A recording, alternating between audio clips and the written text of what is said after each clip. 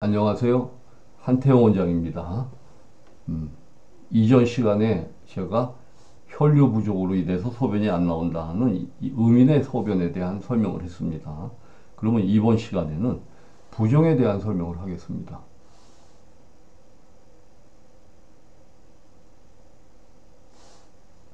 우리가 부종에는 두 가지가 있어요. 센트럴 이데마가 있고 페리페럴 이데마가 있어요.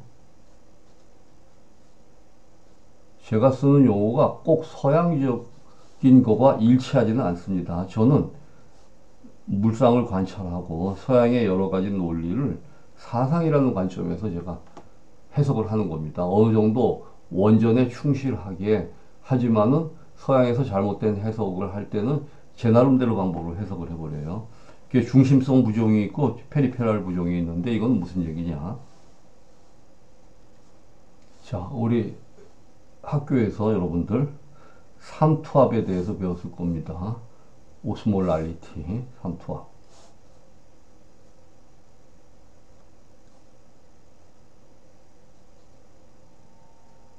농도가 높은 쪽으로 물이 이동을 합니다. 그래서 평형을 맞춥니다. 여기 삼투막을 놓고 용지를 여기에는 5개, 여기에는 하나를 주면은 물이 일로 이동을 해버려요. 그래서 여기는 소위 용질 5개에 5리터가 이동을 하고 용질 하나에는 1리터가. 그래서 어떻게 돼요? 실은 밀도는 똑같아져요. 이 밀도를 맞추기 위해서, 압력을 맞추기 위해서 이게 오스모랄리티가 작용을 하는 겁니다. 그럼 우리 몸에 소금이라는 게 대단히 중요한 역할을 해요. 소디움. 근데 중심성 부종이라는 건 뭐냐? 그야말로 우리 소금 먹으면 붓는다 하는 그런 개념이에요. 소금 농도가 너무 높아지면은 혈중 소금 농도가 높아요. 그러면 이 조직에는 소금 농도가 오히려 떨어져 있어. 낮아져 있어. 혈액보다. 그러면 어떻게 돼요? 조직의 물이 혈액으로 가버려. 그래서 혈액이 어떻게 돼버려요? 늘어나 버려. 팽창을 하는 거예요. 팽창을. 혈관이 빵빵하게. 그래서 혈관이 붓고 조직은 물이 빠지고 이거를 우리가 중심성 부종이라고 그래요. 중심성 부종. 그래서 중심성 부종에는 쉽게 말하면 혈관이 이렇게 팽창을 해버리는 거예요. 조직의 물이 혈관으로 뛰어나서 이 중심성 부종은 소양인 태양인에게서 일어나는 부종인데 이 부종의 특징은요. 눌러도 들어가질 않아요. 빵빵하게 부어가지고 이게 손이 잘 안 잡히고 눌러도 들어가지 않는 게 중심성 부종의 특징이에요. 근데 이와 달리 말초성 부종이라는 게 있어요. 페리페리 부종. 이거는 어떤 경우에 일어나냐? 소위 이제까지 우리가 설명했던 음인들 경우에 혈중의 소디움 농도가 너무 떨어져 있어. 혈중에 소디움 농도가 너무 떨어져 있으면 오히려 물이 조직으로 이동을 해버려요. 자, 이게 혈관인데 혈관에 소디움 농도가 너무 낮아져 있어. 그럼 포타슘은 올라가겠죠. 그리고 조직 삼투압, 조직의 소디움이 오히려 올라가 있어. 혈관은 이걸 이제 쉽게 말하면 우리가 세포 외액이라고 그럽니다. 엑스트라셀룰라 세포 외액, 엑스트라셀룰라 볼륨이에요. 세포 내가 있고 세포 외가 있는데 세포 내의 소디움 농도는 높고 혈중의 소디움 농도는 너무 낮아. 이유가 뭐예요? 첫째, 싱겁게 먹어서.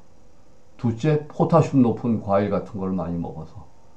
셋째, 혈압약에서 AC 이니비터 같은 걸 쓰거나 ARB를 쌀탄 계열, 주로 발살탄, 로메살탄, 무슨 오메살탄 이런 쌀탄 계열을 썼을 경우에 또 넷째, 당뇨약에서 메트포민 같은 거나 이 당뇨약 중에서 소디움 글루코스 트랜스포터, 소디움 글루코스 트랜스포터 SGL 글루트네요.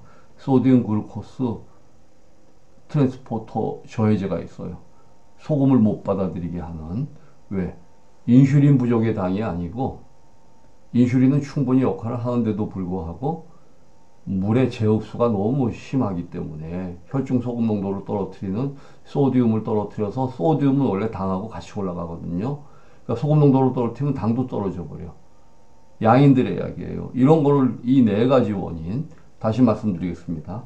싱겁게 먹어서, 두 번째는 포타슘 높은 과일을 많이 먹어서, 주로 도마도, 오이, 상치, 치커리, 브로콜리, 감자, 호밀, 가지, 우엉, 당근. 또 감자를 어떤 사상책에는 소음인 거로 만들어 놨어. 참 황당한 얘기입니다. 이 사상의 기본도 모르는 사람들이 엉터리 분류를 해놔가지고 와서 가끔 식단표 주면, 선생님 인터넷에 감자는 소음인 걸로 되어 있는데요. 그 기초를 모르는 사람들이 분류를 하는 거예요. 그런 거 보시면 안 됩니다. 원리가 반드시 있는 거예요. 이거는 옛날 사람들이 이런 화학을 안 배웠지만은 그 당시에 분류를 했다는 거는 실제로 몸으로 그걸 먹어보고 어떻게 인효가 되는지 엄청 고생을 한 거죠. 그러니까 늘상 원래 이 신농씨가, 상간백초라 그래요. 우리 한의학에서는 신농씨께서 이 백초를 맛을 봤다 했는데, 신농씨가 항상 뭐를 차고 다녔어요? 주머니에다 해독제를 차고 다녔어. 해독약을. 그다 독초를 맛보고 몸이 쓰러질 것 같고 힘이 들면 해독약을 먹어서 풀면서 약을 했던 거예요. 우리 사상의학의 이 시조인 동무 선생님도 고온군수를 할 때 관에서 찾으면은, 사람들이 이제 관하에서 뭐 시비 송사가 걸려서 우리 동무 선생님 어디 계시냐 찾으면은, 왜 여기 와서 관하에서 동무 선생님을 찾느냐, 산에 가서 찾아야지. 그 정도로 시간만 있으면 산중에 가서 약을 캐다가 쓰러져서 누워있게 신 적이 많았어. 그래서 사람들이 안 오시면 산을 찾아가지고 동무 선생님을 떠매고 내려온 거야. 중독이 돼가지고. 그런 정도로 실학으로 이 맛을 보면서 이 기온의 흐름이 오르고 내리고, 그죠? 오늘날 저 같은 경우는 너무 편하죠. 저도 맛을 많이 보고 눈도 멀어보고 고생도 많이 해봤지만은, 그래도 화학약의 분류법이나 많은 자료들이 있으니까 거기까지 가지 않고도 분류하는 방법이 생겼기 때문에 좀 고생을 덜 하는 편이죠. 제가 이 서양 과학과 이거를 연결시키지 못했을 때는 꽤 고생을 했습니다. 약물을 분류하느라고. 근데 이것이 어느 정도 물리가 터지니까 굳이 그렇게까지 안 해도 조금 맛을 보고 알아내지만, 뭐 그걸 아주 독성이 나한테 퍼질 정도까지 그럴 필요는 없어졌어요. 그것도 화학을 이해했기 때문입니다. 그래서 이 쉽게 말하면은 지금 소금 농도가 떨어지는 것을 먹은 소음인들이 장기적으로 혈류량이 주니까 소변이 안 나오겠죠. 그때는 어떤 현상이 오냐? 바로 페리페랄 이데마가 와요. 페리페랄 이데마라는 것은 무슨 얘기냐? 말초인데, 말초 손발끝이라는 개념이 아니고요. 조직 부종이에요. 삼투압이 여기는 낮고 일로 높으니까 우리 몸에 있는 혈장이 어디로 가게 돼요? 조직으로 가버려. 물의 흐름이 조직으로 가버려. 조직으로. 그래서 조직은 어떻게 돼버려? 스웰링이 돼버려. 부어. 네. 조직은 스웰링이 돼버려요. 잘못 지워졌네요. 다시 한번 하겠습니다. 조직 소디움 농도가 높고 혈중 소디움 농도가 낮아요. 그럼 삼투 현상에 의해서 물이 조직으로 이동을 해버려요. 물이. 그래서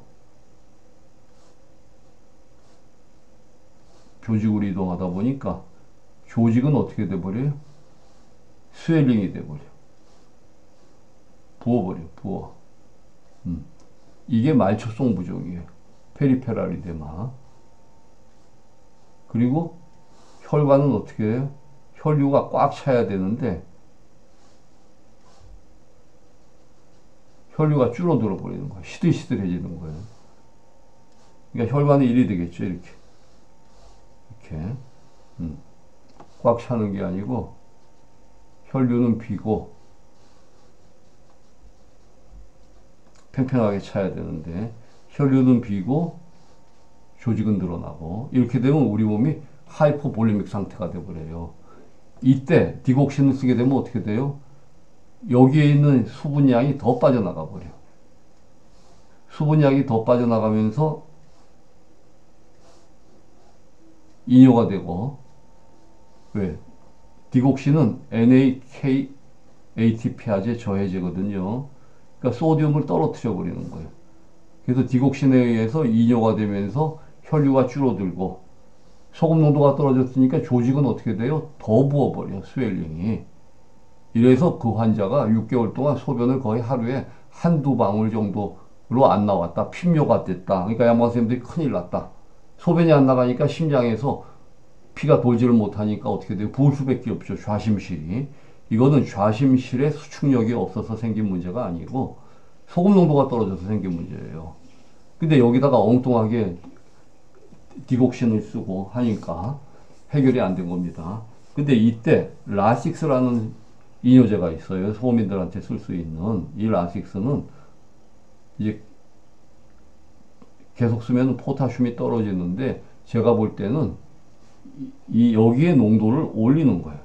올리기 때문에 물이 일단 일로 들어와서 조직의 물이 일로 들어오고 이 물이 빠져나가는 이런 이뇨니까 이뇨만 보면 음성적이라고 볼 수 있지만 원리적으로는 오히려 여기 삼투압이 높아져 가지고 들어가는 기전이고 소민들한테는 큰 문제가 없어요. 오히려 포타슘이 떨어져 가지고 문제지.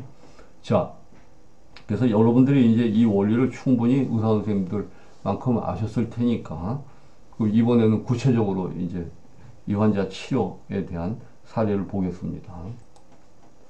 우리가 정상적인 심장의 길이입니다. 그걸 CTR이라고 부릅니다. 카디오. CTR이라는 거는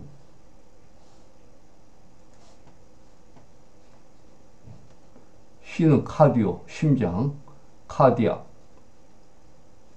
이거는 소렉스, 흉곽. 소렉스. 카디악 소렉스의 레이트, 비율입니다. 그래서 정상적으로는 이 심장 길이가 이거의 2분의 1 정도 이하 넘으면 안 됩니다. 넘으면 벌써 이제 심장이 팽창되어 있는 거예요. 그렇게 이해하시면 됩니다. 그래서 흉부 방사선 사진에서 측정한 심장 크기는 흉부 가로 치수와 관계를 나타내고 시흉부 비율이 0.5로 신비대 평가에 일반적으로 사용되는 이 기준이에요. 근데 이분은 여기 보시면은 그죠? 처음 저한테 4월 29일 왔을 때 우리가 반 정도 이 정도가 되겠죠, 그죠? 길이로 얘기하면은